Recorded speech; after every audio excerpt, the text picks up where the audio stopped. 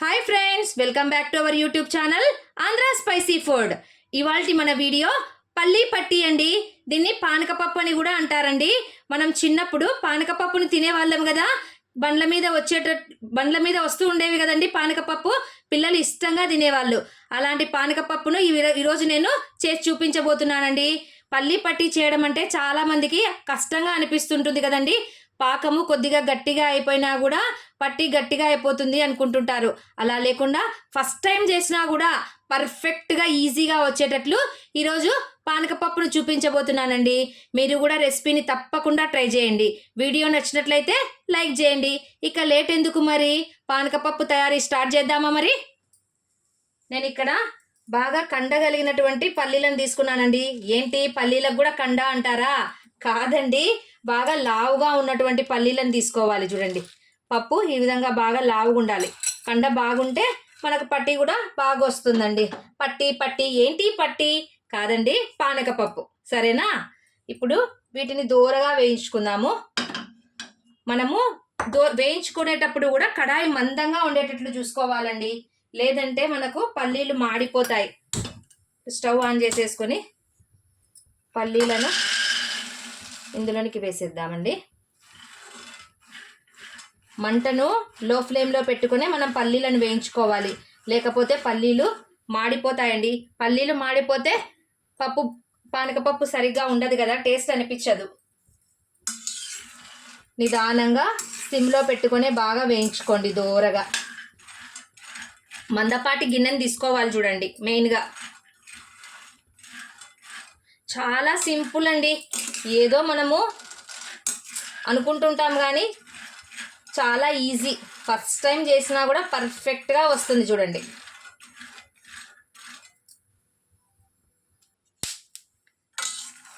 పల్లీలు చూడండి దూరగా వేగిపోయాయి కదా, చిటపటామంటున్నాయి. చూడండి, ఇప్పుడు స్టవ్ ఆఫ్ చేసేసి ఈ పల్లీలను మనము చల్లారబెట్టుకుందాము. ఇప్పుడు ఈ పల్లీలన్నిటినీ నేను ఈ విధంగా ఒక క్లాత్ తీసుకొని క్లాత్ మీద వేసేసుకుంటున్నాను. చూడండి,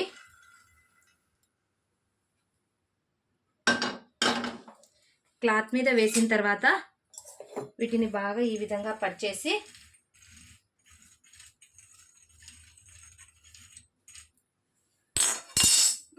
మనం పొట్టు పోయేలాగా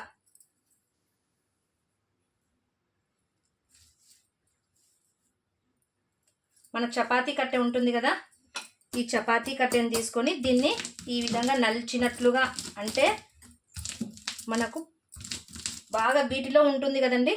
చూడండి, ఈ విధంగా పల్లీలలో ఈ విధంగా ఉంటుంది కదా కొద్దిగా, దీన్ని కూడా తీసేసుకోవాలండి. ఇదిగో ఈ చిన్న పార్ట్ ఉంది కదా, దీన్ని కూడా తీసేసుకోవాలి. ఈ విధంగా అన్నిటినీ చపాతీ కట్టెతో ఈ విధంగా అనుకుంటూ ఉంటే చిన్నగా వచ్చేస్తుందండి.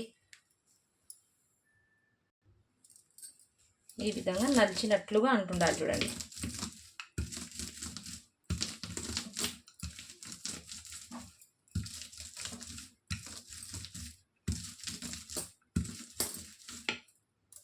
ఇలా కాస్త ముందుకు జరుపుకొని కొన్ని వేసుకుంటూ చూడండి ఎంత బాగా పొట్టు వచ్చేస్తుందో కదా.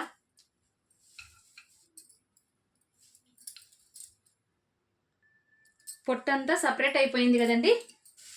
చూడండి, ఇప్పుడు అప్పడాలు అవి వడియాలు పెంచుతుంటాం కదా, ఆ జాలిగంటని తీసుకొని ఈ విధంగా అనుకున్నాము అంటే పొట్టంతా కిందికి వచ్చేస్తుంది. చూడండి,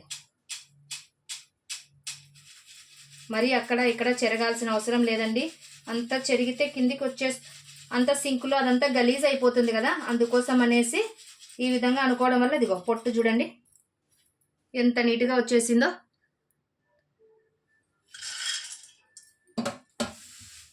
అంతా ఒకే చోట ఉంటుంది. మళ్ళీ మనము చెరిగామనుకో చాటులో వేసి సింకులో కానీ అక్కడంతా పొట్టు అయిపోతుంది కదా. ఈ విధంగా ఈజీగా అయిపోతుంది. చూడండి, చూసారా, జస్ట్ 2 నిమిషాలండి పొట్టు చెరుక్కోవడం.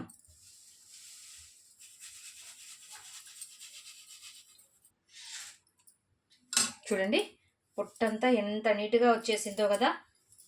ఇక మనం అక్కడ ఇక్కడ డస్ట్ పడింది అని బాధపడాల్సిన అవసరం లేదండి. ఈ విధంగా చూసారా.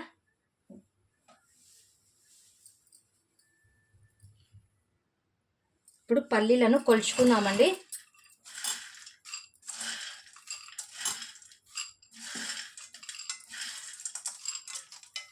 చూడండి ఈ విధంగా గిన్నె కొట్టి తలగొట్టి 1 కప్పు, అలాగే ఒక అరకప్ప వరకు అయినాయండి. పావు కప్పుకు ఎక్కువ, అరకప్పుకు తక్కువ.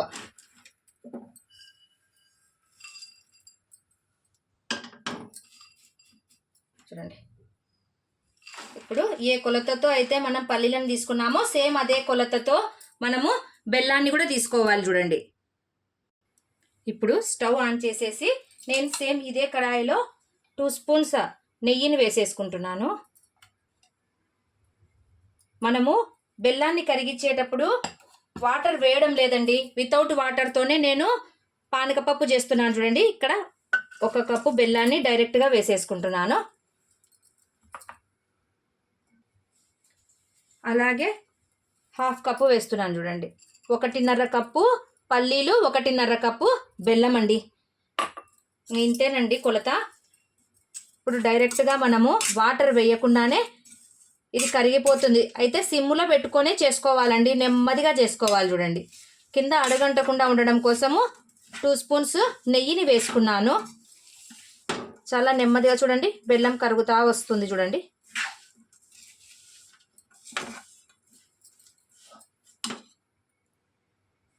చూడండి ఈ విధంగా నెమ్మదిగా మనం బెల్లాన్ని కరిగిస్తా రావాలి, లేదంటే బెల్లం అడిగంటిపోతుంది.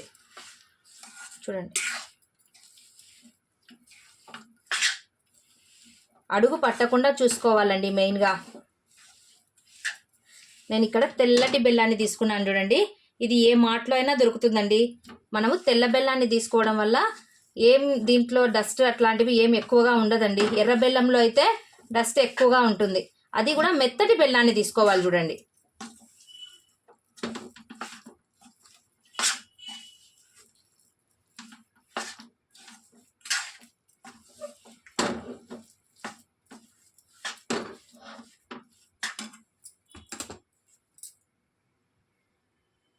చూడండి బెల్లం లూజ్ అవ్వడం స్టార్ట్ అయింది. చూడండి ఈ విధంగా బబుల్స్ వచ్చే వరకు వెయిట్ చేయాలండి. చూడండి బబుల్స్ రావడం స్టార్ట్ అయిపోయింది కదా. ఇప్పుడే మనం జాగ్రత్తగా కలుపుకుంటూ ఉండాలి. చూడండి బబుల్స్ వచ్చేస్తున్నాయి. చూడండి బుడగలు.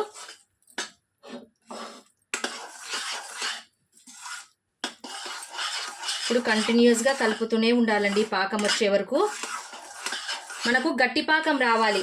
మనము అత్తరాసలకు లడ్డుకు చేసినట్లుగా కాదు, గట్టి పాకం అండి. పలపలం అనేటట్లుగా ఉండాలి కదా. పట్టి అనేది తుంచితే పటక్కని విరిగిపోవాలి, అలా ఉండాలి. చూడండి ఇప్పుడు ఇందులోనికి నేను కాస్త వంట సోడాని యాడ్ చేసేసుకుంటున్నాను.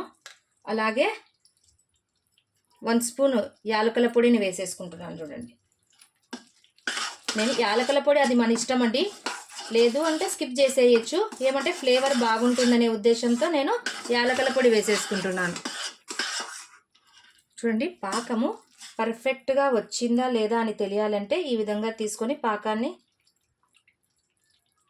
వేసినప్పుడు మనకు టకటక కటకటా అని సౌండ్ రావాలండి విరిచినప్పుడు. అదిగోండి కదా, టక్ అని సౌండ్ వచ్చింది కదా. చూడండి ఇప్పుడు మనకు పాకం రెడీ అయిపోయినట్లే. కొద్దిగా స్టవ్ ఆఫ్ చేసేసి మనము ఇందులోనికి ఈ శనగపప్పులను వేసేసుకోవాలి. చూడండి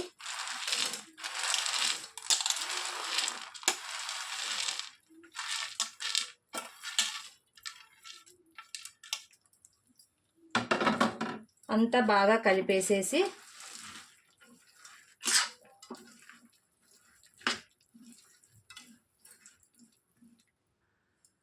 కలిపే లేపే ఇది గట్టి పడుతున్నట్లుగా అనిపిస్తుందండి.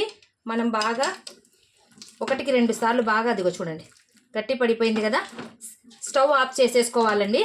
స్టవ్ ఆన్లో పెట్టుకోకూడదు కలిపేటప్పుడు. చూసారా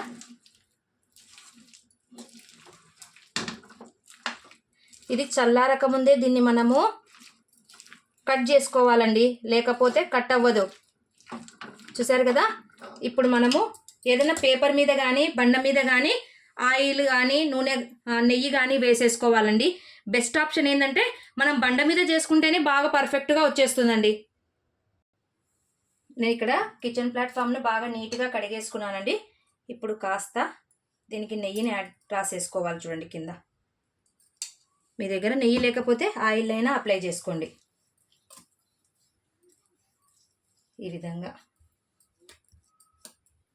కంప్లీట్గా నెయ్యి రాసేసుకొని ఈ పట్టీని ఇప్పుడు ఇందులోనికి వేసేసుకోవాలి. చూడండి కింద చపాతీ కట్టె ఉంటుంది కదా, దీనికి కొద్దిగా ఆయిల్ని కానీ నెయ్యిని కానీ రాసేసుకోండి. రాసేసుకున్న తర్వాత దీన్ని బాగా స్ప్రెడ్ చేసుకోవాలి. చూడండి చాలా గట్టిగా ఉంటుంది కదా, ఈ విధంగా కట్టెతో నెమ్మదిగా అంటూ ఉండాలి.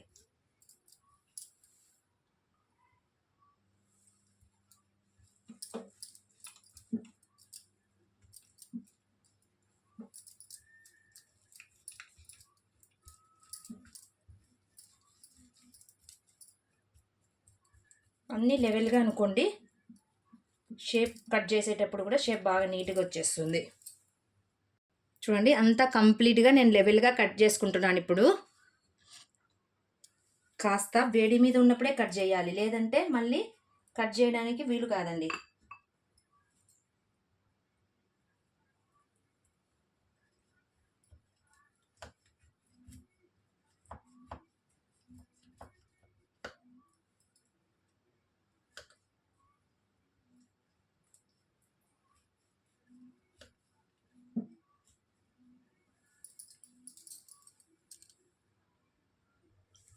చూడండి బెల్లంతో చేసినటువంటి పానకపప్పు పల్లి పట్టి చూడండి ఎంత చక్కగా వచ్చేసిందో కదా. చూస్తున్నారా, పీసెస్ కూడా చూడండి మనం కట్ చేసినట్లుగా ఎంత బాగా వచ్చాయో చూడండి. చూడ్డానికి ఎంత కలర్ఫుల్గా ఉందే కదా. బెల్లంతో చేసిన ఐటెం తినడం వల్ల ఒంటికి చాలా మంచిదండి, ఆరోగ్యానికి కూడా.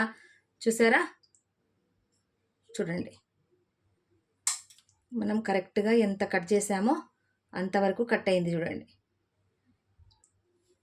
చాలా అంటే చాలా టేస్టీగా ఉంటుందండి. తప్పకుండా మీరు కూడా ట్రై చేయండి.